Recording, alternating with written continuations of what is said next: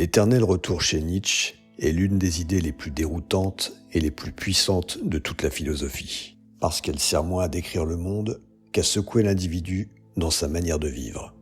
Nietzsche imagine un démon qui viendrait te murmurer que tout ce que tu as déjà vécu, tes amours, tes erreurs, tes peurs, tes moments de honte, mais aussi tes élans de joie, tes efforts, tes réussites, tu devras le revivre à l'identique, dans le même ordre, les mêmes circonstances, une infinité de fois.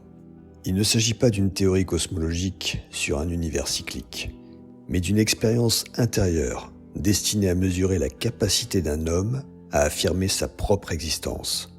Face à cette annonce, deux réactions sont possibles. Soit elle te brise, parce que ton existence n'est qu'une fuite en avant, une suite de compromis, de renoncements et de regrets qu'il serait insupportable de revivre, soit elle te révèle à toi-même en te conduisant à une affirmation totale, à un oui qui accepte chaque instant de ta vie dans sa nécessité. L'éternel retour devient alors une sorte de révélateur moral.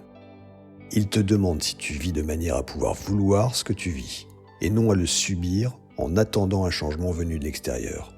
En cela, cette idée fonctionne comme un instrument critique et impitoyable contre la morale du ressentiment et la tendance humaine à faire porter à la vie la responsabilité de nos frustrations. L'éternel retour n'est donc pas un appel à fabriquer une existence parfaite, mais à assumer pleinement la tienne, à vouloir ce que tu fais au point que tu accepterais de le revivre sans fin.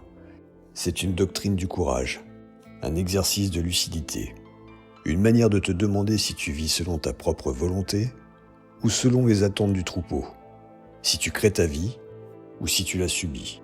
Finalement, la grande question nietzschéenne devient « vis-tu de telle façon que tu pourrais dire, encore une fois, devant chaque journée, non parce qu'elle est idyllique, mais parce qu'elle t'appartient totalement ». Voilà en quoi l'éternel retour, loin d'être un cauchemar métaphysique, est une invitation à une intensité de vivre qui dépasse les compromis ordinaires et révèle ce que Nietzsche appelle la véritable puissance d'exister.